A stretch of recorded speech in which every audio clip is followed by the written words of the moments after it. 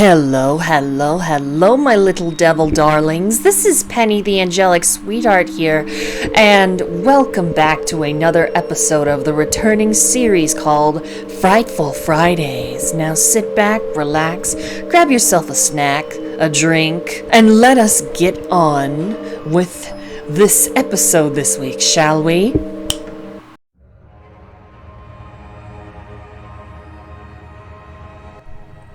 Alright, the first video that we're going to be reacting to this week is called 3 Allegedly True Paranormal Horror Stories. And this video was uploaded by Mr. Nightmare, and it has been so long since I've watched him. And yeah, all credit goes to Mr. Nightmare, and I hope you do not mind if I react to this video, okay? Or at least listen to it. So please, please don't sue me. So yeah, without further ado, let us go ahead and play the video, shall we? Okay.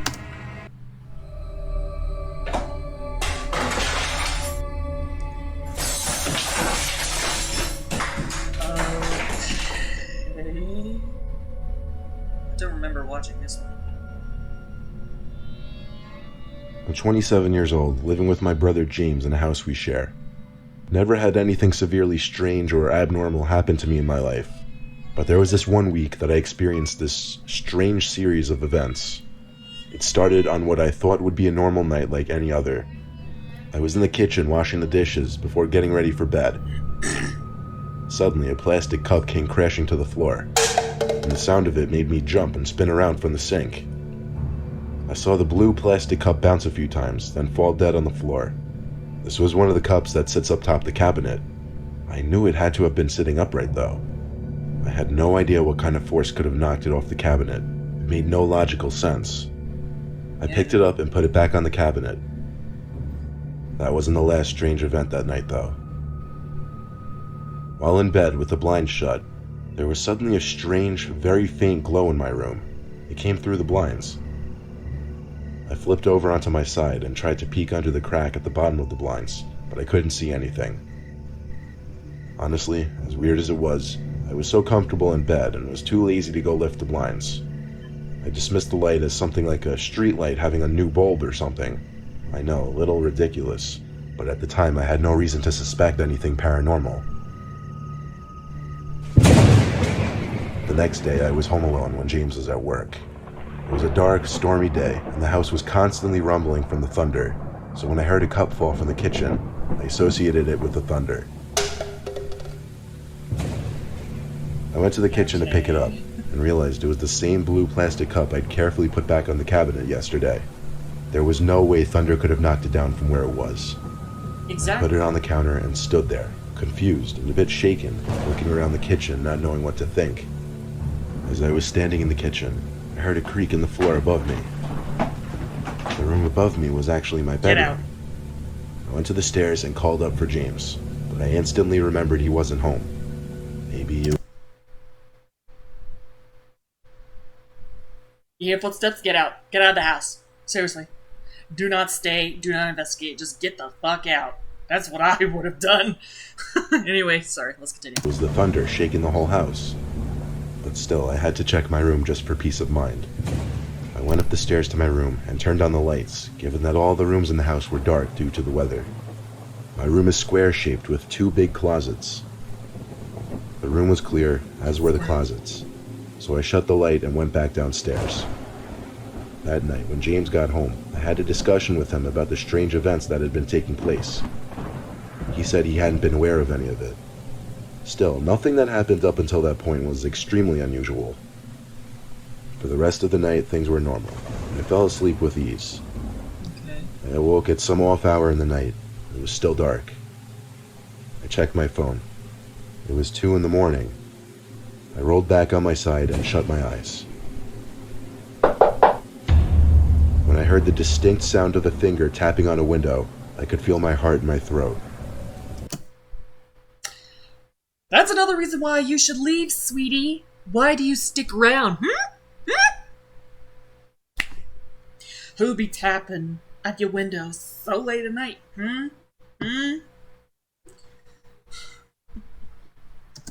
didn't know why someone would be knocking at my window, but I didn't want to see who could be out there. But for some reason, it took me that long to realize I was on the second floor of the house. Therefore, nobody could be on the outside of my window. I pushed the sheets off my body and flipped to face the window. There was no one standing there on the inside though. So I lifted the blind, and there was no one outside either. Still, I knew that I heard what I heard, and I knew I hadn't been imagining or dreaming it. I ran to my brother's room and started freaking out. I don't know whether he believed me or not. Quite frankly, I don't think I'd believe me if I hadn't experienced it. I slept in the living room that night, and it's been 3 weeks now without any paranormal incidents. I never believed in the supernatural until this happened.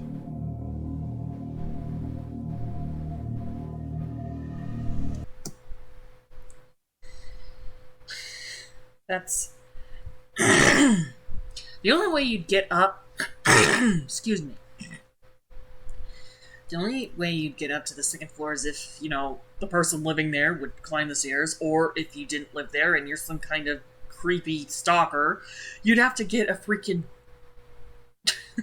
you'd have to get a ladder to get up there, to just tap on the window.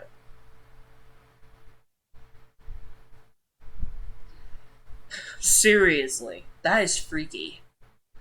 But anyway, let's continue.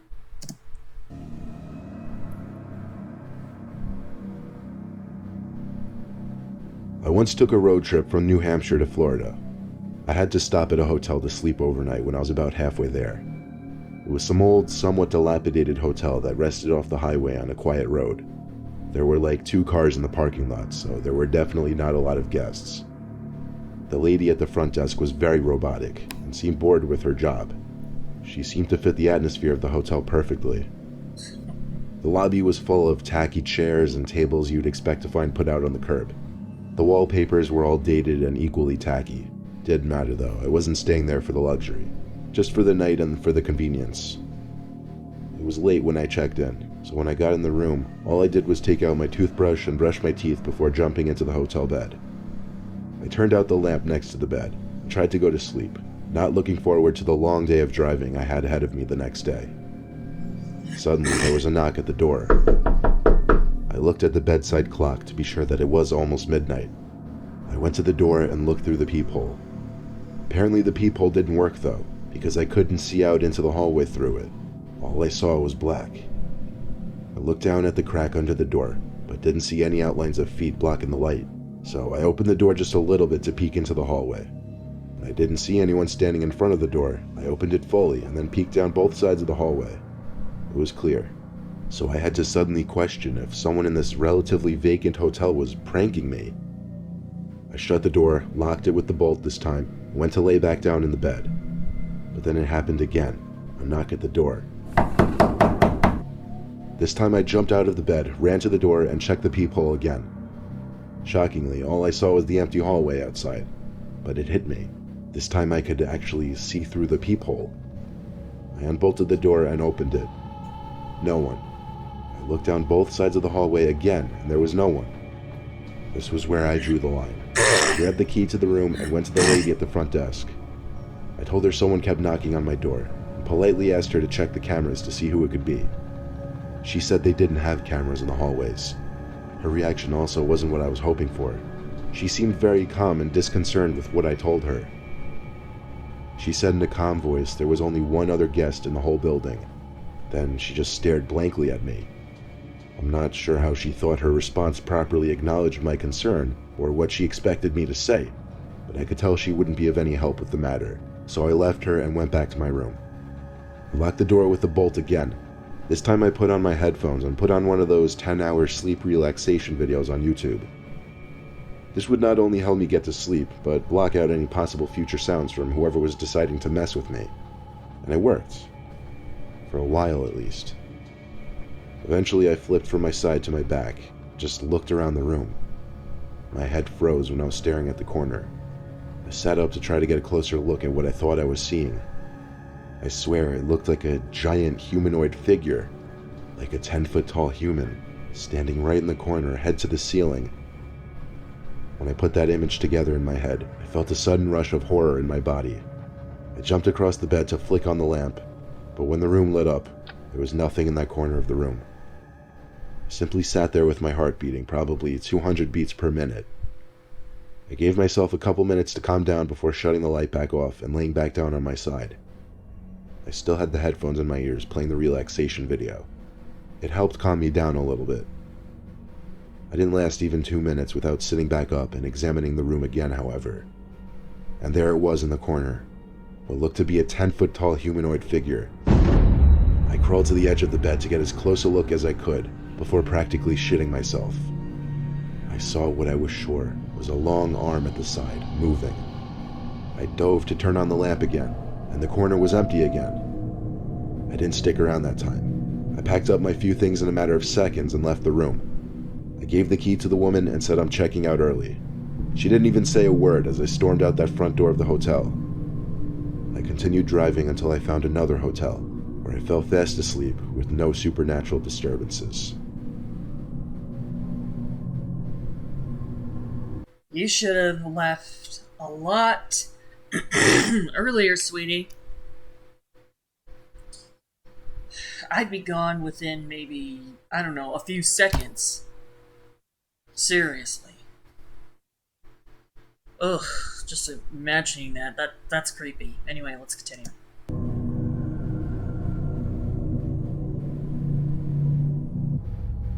As a kid, I had a bedroom on the first floor. Money was a little tight, and our mom was taking care of 4 kids. I was the youngest, so I had the little room. My room was next to the living room, a small square room with wood flooring. There were 2 big vents in the floor in this room in 2 opposite corners, and also 2 vents in the ceiling. My bed took up half the room. Like I said, it was a very small room. I'll keep it short and straight to the point. I was 13 years old doing my homework on my bed since I didn't have a desk in my room when I heard a child's laughter. I went outside my room to look around the living room and kitchen for any of my siblings. Everyone seemed to be upstairs, though. Usually in these kinds of stories, you hear people say they just chalk these kinds of things up to their imagination. But that's stupid. I definitely heard that laughter. There's no way I imagined something so clear. I continued my homework, but with one ear perked up listening for any other suspicious sounds. Eventually enough time passed that I was able to move past it. In fact, it seems it was just about when I was able to get over it that I heard it again. A child's laughter. Or more so, giggling, I should say. This time it went on longer. It wasn't coming from outside my room. It was somewhere in the room. I figured one of my brothers were hiding. Get the hell out of there. I followed the sound of the laughter, strangely, to the corner of my room. Then I looked down at the vent on the floor. It was coming from inside the vent. I got down on my knees and pressed my ear up to the vent. There was no more giggling at this point, though. When there was a silence for a few seconds, I lifted my ear from the vent and then put my eyes up to the vent to get a peek inside. It took me a second to realize I was staring at a pair of eyes looking back up at me. I shrieked like a girl and screamed for my mom. She came storming into my room moments later, but of course the noises were gone, as were the eyes. My mom thought I was going crazy due to a lack of sleep, but I refused to sleep in that room, so she let me sleep in her room that night. That went on for a week, actually, before she put her foot down. I spent the next 4 years in that same bedroom before we moved, and nothing paranormal ever happened to me since that one particular night. I'd be just bolting out of that freaking house. Hearing that laughter and seeing eyes in the flippin' air vent. Are you... I'd be out of there faster than a freaking... I don't even know what... Seriously. Oh, that gave me goosebumps. Anyway, let's move on to the next video.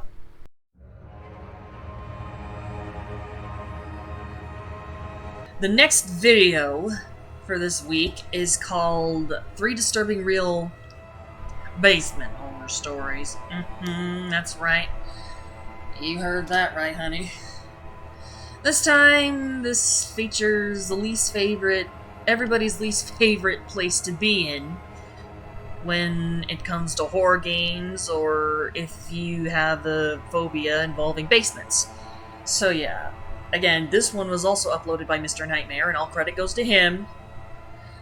So, let's go ahead and watch it, shall we?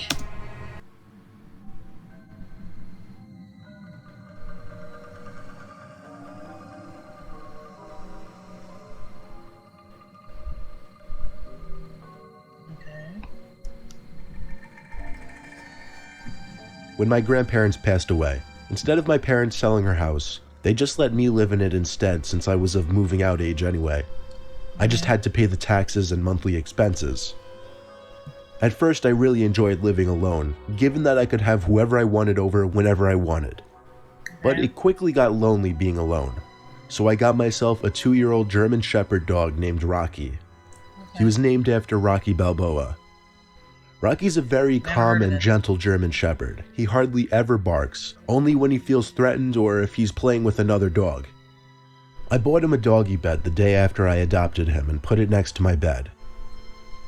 After I got Rocky, I always left the bedroom door open so that he could go get water at night if he were thirsty. One night soon after I adopted Rocky, I woke up to his barking coming from outside my room and down the hallway. I dizzily got out of bed to check what the hell he was barking at. I rubbed my eyes as I walked down the hallway, and when I opened them, I saw Rocky maniacally barking and clawing at the basement door. I didn't know what to do. Usually I'd call my dad to deal with something like this, but now it was on me, and I was terrified. I had to ask myself if I wanted Rocky to go down there with me, and I quickly realized there was no chance of me going down there alone. Smart. I opened the door ever so lightly, but it was enough for Rocky to push it open with his nose and run down the stairs. I flipped on the lights and followed close behind. Rocky was silent now, which I found a bit concerning. I looked around for him, calling his name, and then I saw him standing still, with his tail between his legs, looking up at something in an opposite corner of the room that was blocked by a wall. Rocky looked at me and his tail slightly raised as I approached him. I could now see what he was looking at. It was a closet door. Rocky's apparent bout of confidence was obviously short-lived, and he seemed to be back to his calm and timid self. All that was passing through my mind at that moment was, do I dare open this closet door right now? And who or what could be in there? I didn't know Rocky too well just yet, but I had a feeling he wouldn't attack whoever or whatever was in there. I'm still not sure whether I made the right move or not, but instead of opening that closet door, I took Rocky by the collar and walked with him back upstairs. He kept looking back at the corner of the basement until we got to the stairs. I shut the basement door and then dragged him back to my bedroom and shut the bedroom door. Then I went to the kitchen to call my dad. I had to call 3 times before he finally picked up in a groggy voice. I explained the situation and asked him what I should do. He said I should go back down there with a huge knife or some kind of weapon and see what's in the closet. I told him I was too scared to, and somewhere deeper into that conversation with my dad, I realized the basement door was open. I put the phone down for a second to listen to what I thought were footsteps, and I was right. Loud and clear were footsteps heading towards the front door. I ran to my bedroom and told my dad. He told me to hang up the phone and call the cops, and so I did. By the time the cops showed up, though, whoever was in the house was obviously gone already. Of course. Unfortunately, I left a large amount of cash down there by the bar. All of it was gone. The basement window was wide open, so we found the method of entry pretty quickly. Just turned out to be a break-in burglary when I happened to be home. Wow. Just freaking wow, man. This story took place just 2 weeks ago. I've always had a fear of basements since I was a kid. Now that I'm 18, my fear is obviously subdued a little bit, but I still will glance over my shoulder to any noise I may hear behind me. And I might get that slight butterfly in my stomach feeling when I'm alone. Well, on this cold Friday night, I was home alone, and since our biggest TV is in the basement, that's where I'd usually chill, especially to play video games. I was playing Fortnite with my friends, some crazy popular first-person shooter game. I had headphones in and I was really invested in the game. Yet even over the loud sound effects through the headphones, I knew I heard something come from behind me, like a thump. I took off the headphones and examined the back of the basement. Now, our basement is huge, but also extremely cluttered and messy. If I wanted to actually thoroughly examine what's behind me, I'd have to get up, that's how bad it is. But I didn't feel that were necessary. Yeah, I found it a bit unsettling any time I heard a noise, but I really didn't think it was anything to be concerned about. I tried to continue playing, however I wasn't able to give my full focus anymore, not with part of me constantly thinking about the noise. I took off the headphones and played with them off just because I was feeling extra paranoid and wanted to hear my surroundings. Shortly after taking off the headset, there was a sudden clank sound, and it had a metallic, echoey ringing to it. I turned off the system now because I was in shock. This was an intentional sound made by someone or something. I walked really, really slowly to the backside of the basement. When I laid eyes on the big metal air vent in the corner, that's when it hit me, that was most likely the source of the sound.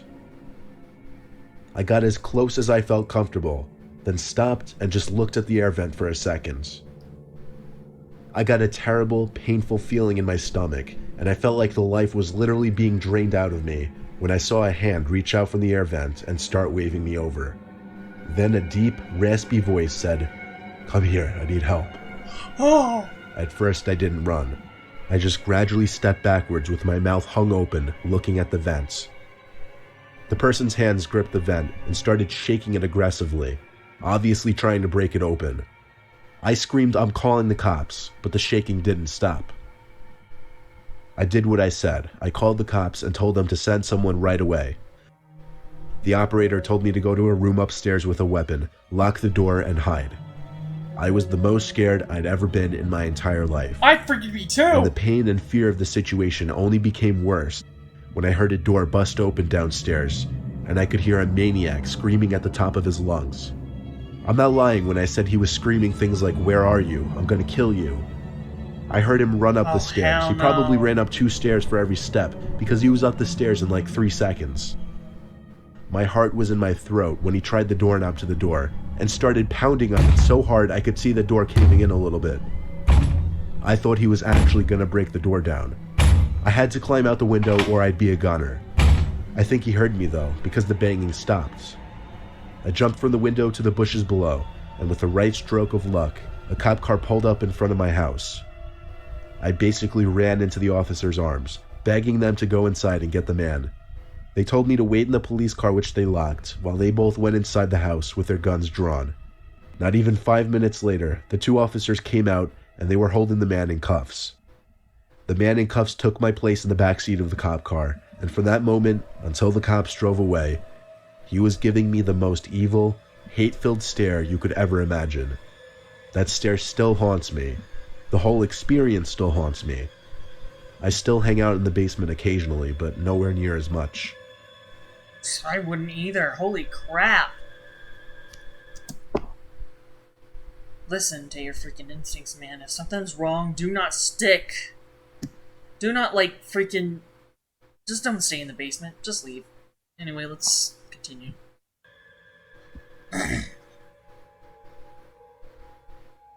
The story I'm about to tell you is a series of blurry memories from when I was a little kid and we were living in our old house. My brother and I always hung out in the basement where our dad has his hockey table, pool table, and video games. Still listening, guys? We usually played on his Super Nintendo system, but at some point, I don't remember when it started, my brother and I would hear things come from the boiler/laundry room.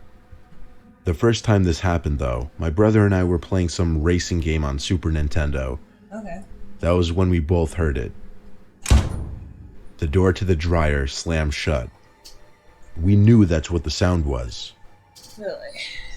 We both called out Mom, figuring maybe she'd been in there the whole time without us realizing. But the room was dark and empty of any people.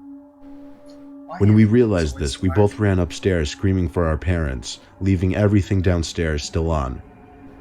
Our parents came down to humor what they probably thought was just our dumb childish antics, and nobody was in the laundry room. Moving along probably a few months, I was awake late one night for whatever reason, walking to the kitchen, passing the basement door, and remember hearing the TV downstairs turn on.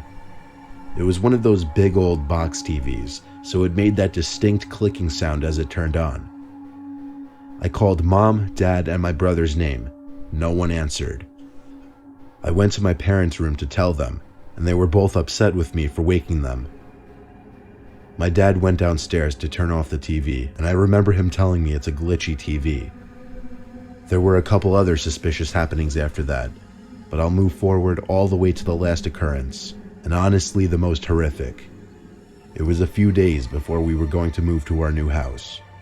Just about everything in the house was already shipped to the new house, but our parents were nice and let us keep the TV and video games downstairs until the last few days.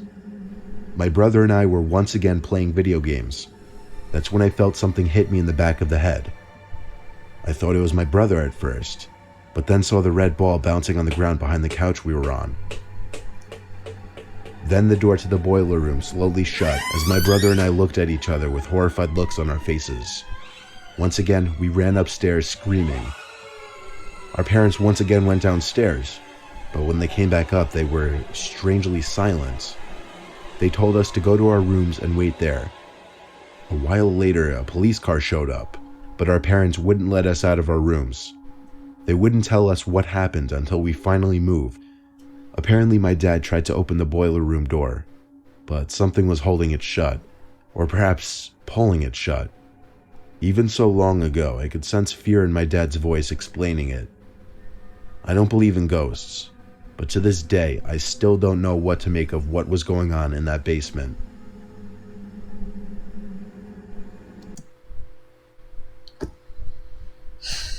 Yeah, that is really creepy. Seriously. Wow. Anyway, next video.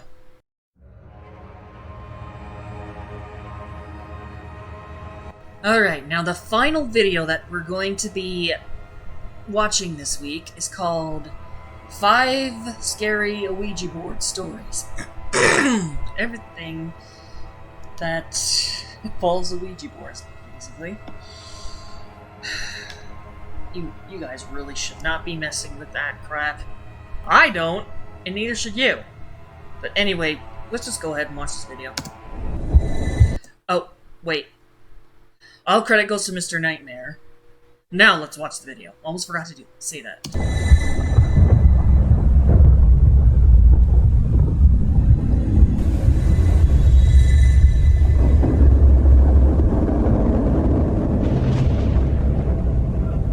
Ever since I can remember, we've always had one of those old vintage Parker Brother Ouija boards sitting in our closet collecting dust.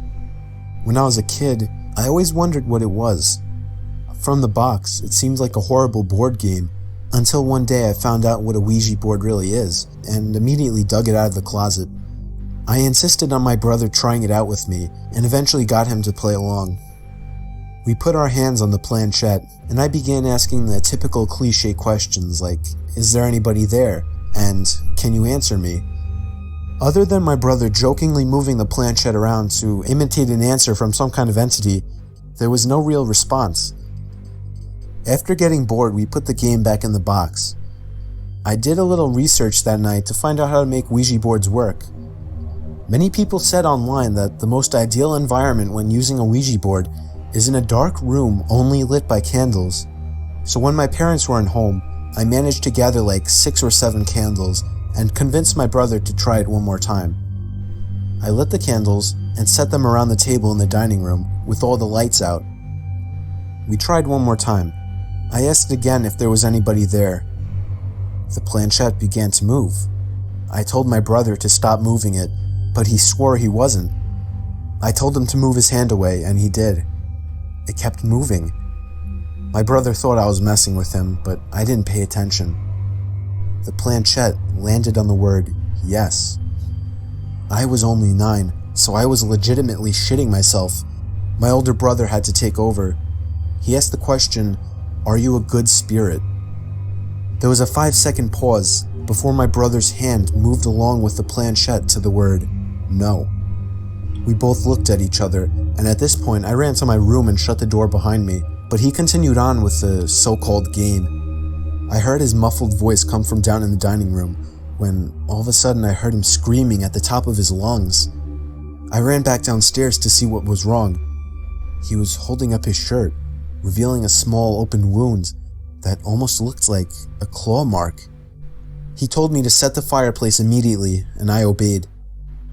He threw the thing in the fireplace and told me to never speak of what happened to anybody. We have never used a Ouija board since. Well, you never should've. I got a call from my cousin who said that he, his brother, his dad, and his best friend were using a Ouija board in their basement. Prior to starting, they took a large porcelain doll out of the room because it was creepy and placed it in the adjacent room face down on a pile of towels. My cousin took a short break because the board was just spouting nonsense and he had to go to the bathroom. His dad and brother and friends started asking the board questions without him. One of the questions was, who is in the other room?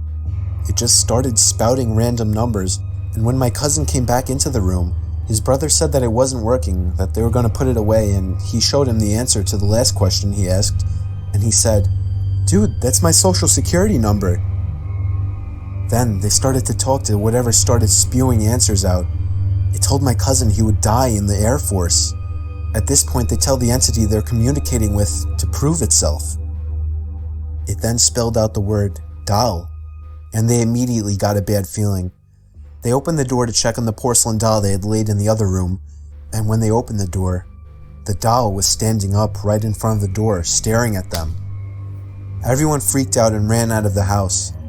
His best friend burned the Ouija board, and I think he temporarily went nuts for a few months. My cousin, for some reason, then joined the Air Force, and is on a base in Europe now. I had some of my friends over one night, so we tried out the Ouija board we found in someone's garbage. It had the board and the glass piece that you hold onto. The four of us held onto the piece and asked stupid questions, just messing around. At all times, one of us were moving around the glass piece just to try and fool the others. When one of my friends went to the bathroom and the other got bored, it was just me and one of my other friends still holding onto it. I asked the board when I will die, and the piece started slowly moving to the letter T. I laughed, looking at my friend, thinking it was him, but he just told me that he thought it was me. The piece then moved to the letter O, and then M, and then back to O, and then R, and then I realized that it was spelling out the word tomorrow. My friend let go of it, and it stopped moving, so I was convinced that it was him. But he swore left and right it wasn't him. But here's where it gets horrifying. The next day, while walking my dog to the preserve, my dog's collar suddenly snaps and he was free from the leash.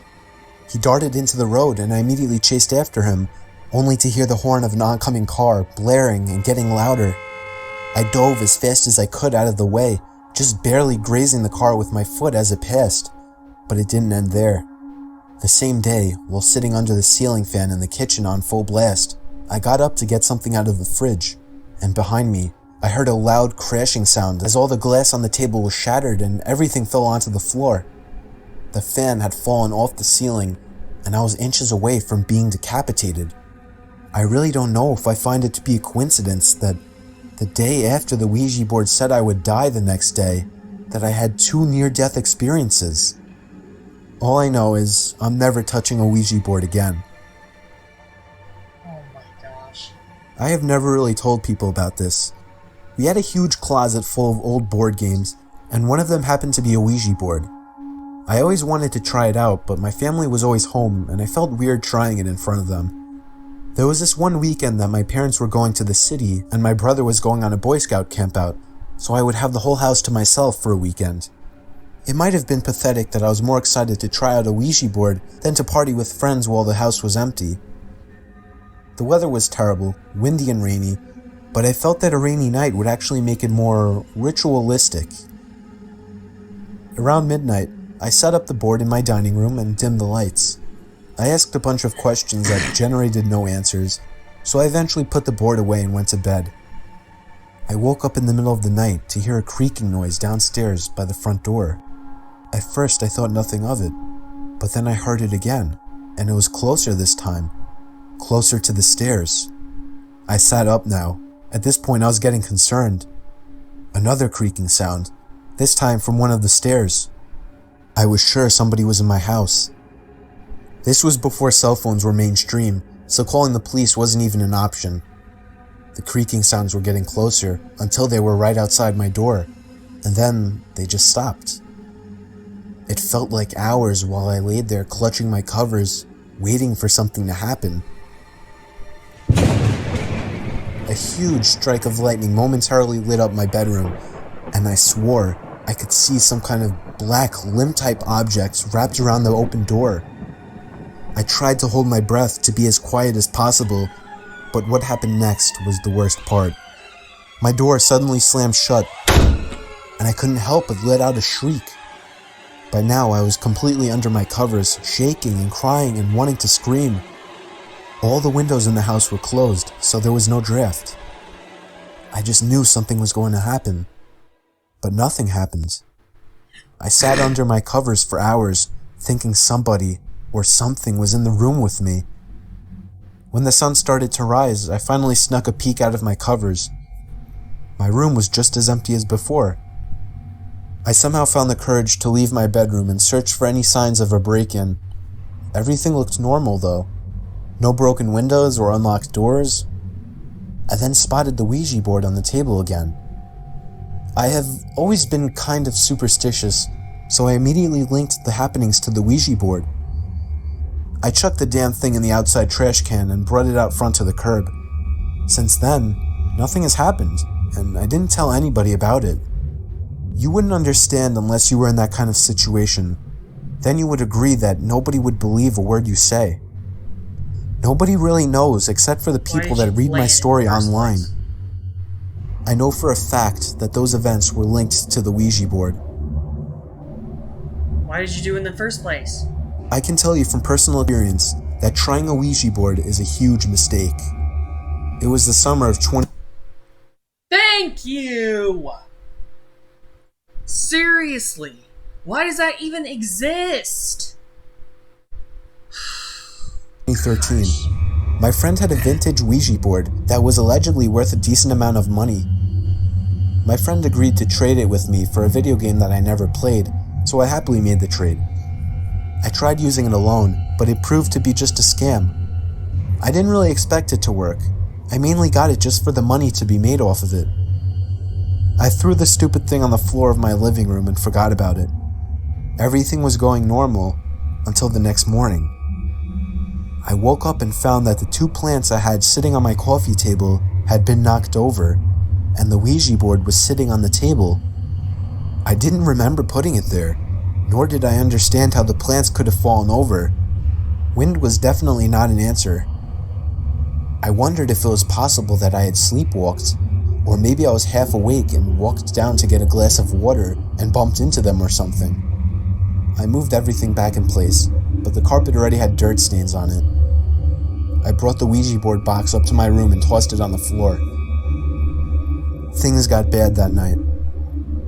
While laying awake in the dark, I was disturbed by the sound of a muffled click. I looked up, not sure what it was, and then I saw through the cracks of my closet door that my closet light was on. I had no idea how it could have turned on, but I got up and opened the closet door anyway. There was nobody in there, but that hadn't even crossed my mind. I turned the light off and jumped back into bed. Probably 10 minutes later, I heard the same clicking sound. Naturally, I looked to the closet and felt my heart sink a little. The closet light was on again. A mix of confusion and fear started building up inside of me. I once again turned off the light and cautiously got back in my bed. I found myself waiting for the closet light to click on again. But what happened instead was much worse. Instead of the closet light turning on, the whole room suddenly filled with light as I heard the main light switch flick on. I had seen enough and was out the door within seconds. I quickly pieced things together and chucked that old Ouija board in the closest dumpster. Nothing weird ever happened after that.